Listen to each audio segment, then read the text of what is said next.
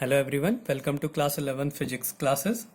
इस वीडियो में हम ग्राफ्स के बारे में पढ़ेंगे कि वेलोसिटी टाइम ग्राफ क्या होता है, पोजीशन टाइम ग्राफ क्या होता है और कैसे हम किसी ग्राफ को बोलेंगे कि इंक्रीजिंग है, कहीं पे डिक्रीजिंग होगा, कहीं पे कांस्टेंट होगा। तो उसके बारे में हम इस वीडियो में देखेंगे। तो सबसे पहले एक सिंपल से ही शुरू करते हैं। ये एक कोऑर्डिनेट सिस्टम है, माना ये वाई कोऑर्डिनेट है, ये एक्स कोऑर्डिनेट है। हमने इसमें एक स्ट्रेट लाइन ड्रॉ कर दी और ये जो है ये थीटा एंगल बना रही है एक्स एक्सिस से। तो हमें अगर इससे थीटा निकालना हो, अगर हमें टेन थीटा निकालना है तो हम क्या करेंगे, tan theta equals to perpendicular upon base होता है। ऐसी हमें जो स्लोप होता है, स्लोप, तो किसी भी ग्राफ का जो स्लोप होता है वो होता है quantity along y axis, quantity along y axis upon quantity along x axis, along x axis। ये स्लोप का फॉर्मूला होता है। किसी भी स्लोप का, किसी भी ग्राफ में जो स्लोप होता है वो होता है quantity along y axis upon quantity along x axis। अब ये जो क्वांटिटी अलोंग वाई एक्सिस है ये हो गया परपेंडिकुलर, और जो क्वांटिटी अलोंग एक्स एक्सिस है वो हो गया बेस। तो जो स्लोप होता है वो होता है परपेंडिकुलर अपॉन बेस, तो ये हो गया टेन थीटा। तो किसी भी ग्राफ का जो स्लोप होता है वो टेन थीटा के इक्वल होता है। तो अब हम कोशिश करेंगे कि जो स्लोप है उसको थीटा के रिस्पेक्ट में देखें कि वो कैसा स्लोप है या कौन सा ग्राफ बन रहा है। तो सबसे पहले हम पढ़ते हैं पोजीशन टाइम ग्राफ्स के बारे में। पहला है position time graph. Position time graph,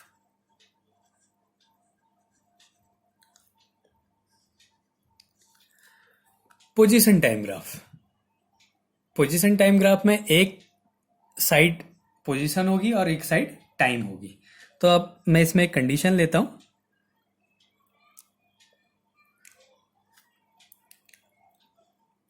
ये पोजीशन है, ये एक्सेस और ये टाइम एक्सेस है। इसमें मैं दो तीन लाइंस ड्रॉ करता हूं। ये मैंने तीन लाइन ड्रॉ करी। तो हमें बताना है कि ये किसको रिप्रेजेंट कर रहा है। जो पोजीशन टाइम ग्राफ होता है वो हमेशा वेलोसिटी को रिप्रेजेंट करता है। किसको करता है? वेलोसिटी। पोजीशन टाइम ग्राफ में जो लाइन होती है वो वेलोसिटी के लिए होती है। अब अगर हम यहाँ पे हॉरिजॉन्टल लाइन ड्रॉ करें, इसमें हॉरिजॉन्टल लाइन ड्रॉ करें तो सारे जो थीटा हैं ये सेम है। इस लाइन के लिए थीटा सेम है। तो ये जो लाइन है ये कांस्टेंट वेलोसिटी को रिप्रेजेंट करती है। ऐसी अगर हम यहाँ पे हॉरिजॉन्टल लाइन ड्रॉ करें तो इसमें भी क्या होगा, हर जगह पे जो एंगल है वो सेम होगा। इसका मतलब ये भी ये भी क्या हो गया, कांस्टेंट वेलोसिटी हो गया। ऐसे ही अगर हम यहाँ पे हॉरिजॉन्टल लाइन ड्रॉ करें और यहाँ पे एंगल देखें तो वो भी सेम एंगल होंगे। तो जो ए, बी और जो सी लाइन है ये किसको रिप्रेजेंट कर रही है? कांस्टेंट वेलोसिटी को। तो ये क्या हो गया, कांस्टेंट वेलोसिटी। तो कांस्टेंट वेलोसिटी कब होगी? जब किसी लाइन में एंगल में कोई चेंज नहीं हो रहा है, उसका स्लोप चेंज नहीं हो रहा है और वो पोजीशन टाइम ग्राफ है। तो जो वेलोसिटी, जो उसका जो ग्राफ होगा वो किसको रिप्रेजेंट करेगा? कांस्टेंट वेलोसिटी को। तो अब इससे क्वेश्चन करते हैं हम लोग। Find the ratio of velocity of both the object,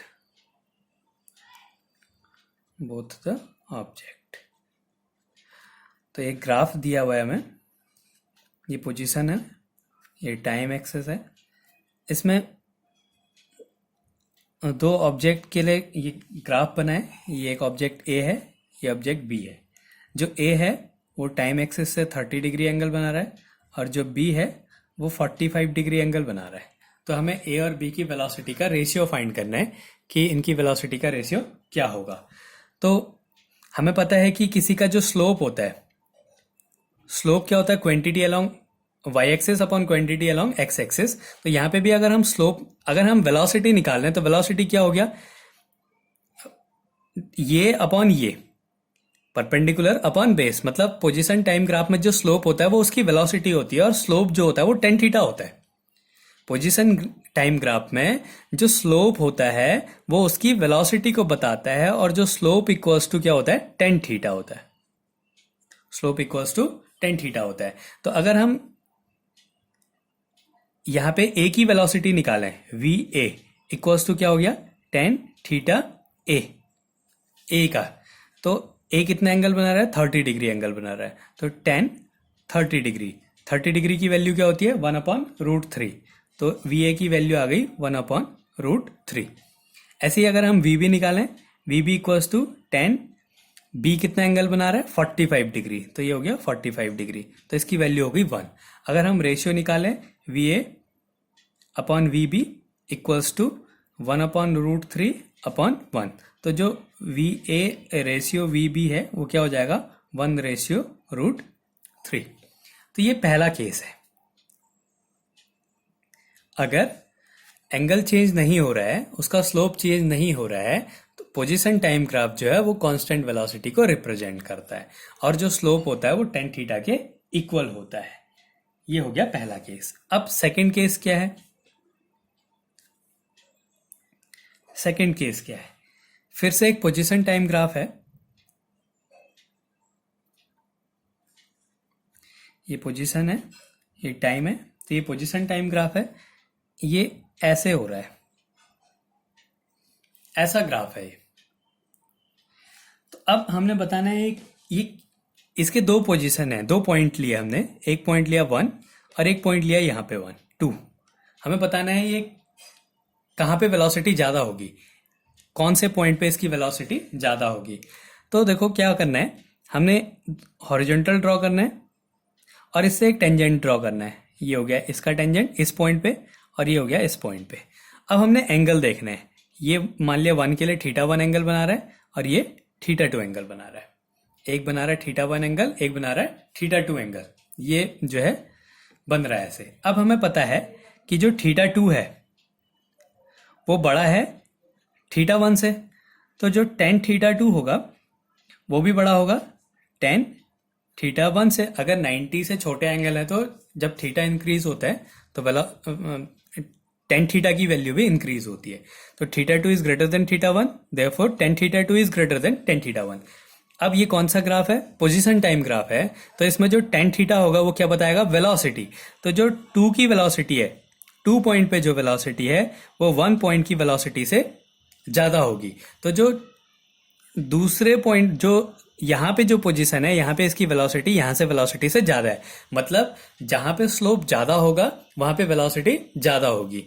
तो greater the slope greater will be velocity. ये हो गया। अब और जो है पोजीशन टाइम ग्राफ हम देखते हैं, different types of velocities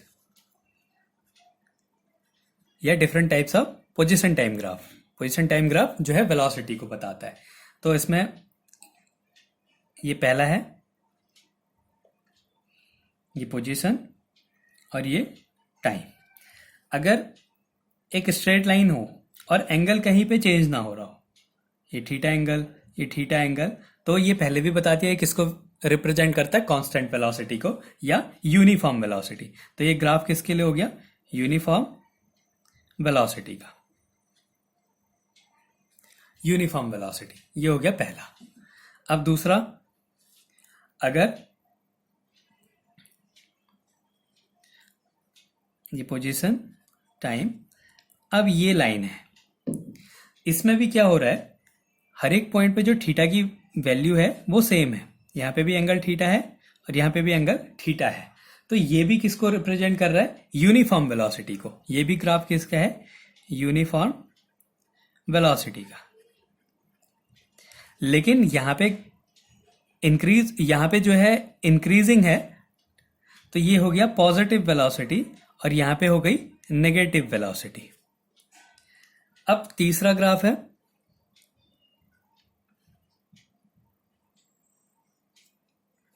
position time, ये ऐसा है जो पोजीशन है। अब देखो टाइम चेंज हो रहा है लेकिन पोजीशन उतना ही है, पोजीशन में कोई चेंज नहीं हो रहा है टाइम के साथ। तो यहाँ पे क्या हो गया, ये बॉडी रेस्ट में है, टाइम तो चेंज हो रहा है, ये वाली जो एक्सिस है ये टाइम के साथ है। तो टाइम के इंक्रीज होने में पोजीशन एक ही पॉइंट पे है, तो ये बॉडी किस में है, रेस्ट में है, मतलब जीरो वेलोसिटी है, एट रेस्ट। ये बॉडी किस में है, रेस्ट में है, मतलब वेलोसिटी क्या है, जीरो है। ऐसे ही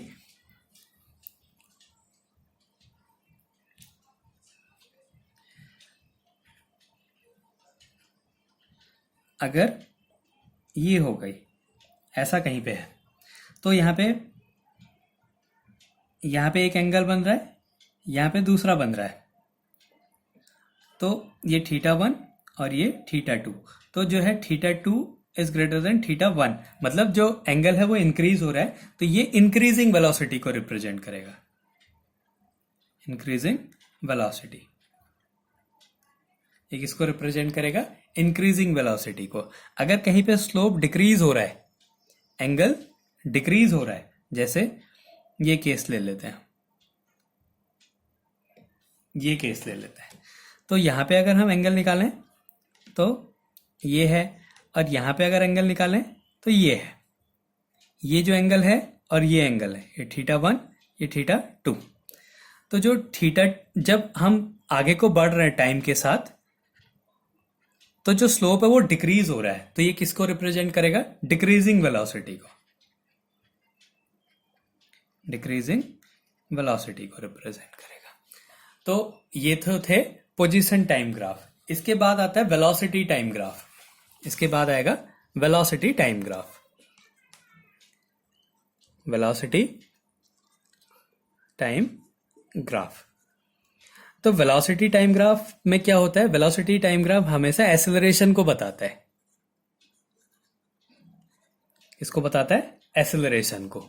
तो अगर हम यहाँ पे वेलोसिटी टाइम ग्राफ बनाए, ये वेलोसिटी हो गया और ये टाइम हो गया, तो फिर से एक स्ट्रेट लाइन है, एंगल चेंज नहीं हो रहा है, स्लोप सेम है, तो ये किसको रिप्रेजेंट करेगा, वहां पे किसको रिप्रेजेंट कर रहा था, यूनिफॉर्म वेलोसिटी को, तो यहाँ पे क्या करेगा, यूनिफॉर्म एक्सेलरेशन को।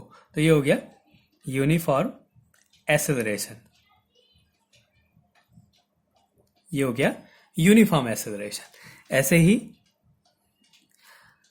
फिर से ये वेलोसिटी टाइम, तो इसमें ये डिक्रीज जो साइड है उसमें अगर हम बनाए तो ये किसको रिप्रेजेंट करेगा, नेगेटिव एक्सेलरेशन को। ये कैसा था, पॉजिटिव एक्सेलरेशन, ये हो गया नेगेटिव एक्सेलरेशन,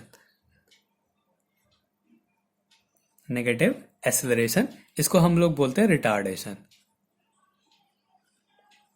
रिटार्डेशन। फिर एक लास्ट ग्राफ, ये वेलोसिटी ये टाइम अगर कांस्टेंट है, तो यहां पे क्या हो रहा है, टाइम के साथ वेलोसिटी में कोई चेंज नहीं हो रहा है। अगर वेलोसिटी में टाइम के साथ कोई चेंज नहीं होता है तो जो एक्सेलरेशन होता है वो जीरो होगा। इसमें वेलोसिटी जो है वो कांस्टेंट है, इसलिए एक्सेलरेशन कैसा हो गया, जीरो हो गया। तो ये कैसे ग्राफ हो गए, वेलोसिटी टाइम ग्राफ। और इससे पहले क्या पढ़े थे हमने, पोजीशन टाइम ग्राफ। जो पोजीशन टाइम ग्राफ होता है, एक्स टी ग्राफ है तो वो वेलोसिटी बताएगा, अगर वी टी ग्राफ है, वेलोसिटी टाइम ग्राफ है, तो वो एक्सेलरेशन बताएगा, एक्सेलरेशन बताएगा। अगर स्लोप इंक्रीज हो रहा है तो वेलोसिटी और एक्सेलरेशन इंक्रीज होगा, अगर स्लोप डिक्रीज हो रहा है तो वेलोसिटी या एक्सेलरेशन डिक्रीज होगा।